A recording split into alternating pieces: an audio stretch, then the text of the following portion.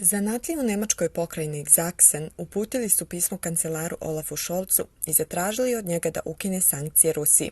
U pismu stoji: Mi, zanatlije, znamo iz razgovora sa našim mušterijama da većina građana ne želi da žrtvuje teško zarađen životni standard.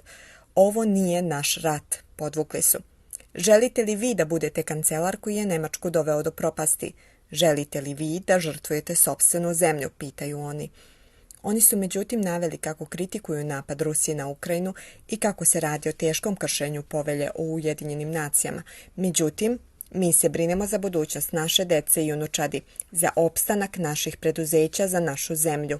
Istakli su te dodali da Ukrajina nije baš čista demokratska zemlja, misleći na visok stepen korumpiranosti koji tamo vlada, i upitali da li je takva zemlja vredna da se zbog nje žrtvuje nemačka država. Dodali su još kako ukoliko cene nastave sa rastom, običnim građanima normalan život više neće biti moguć.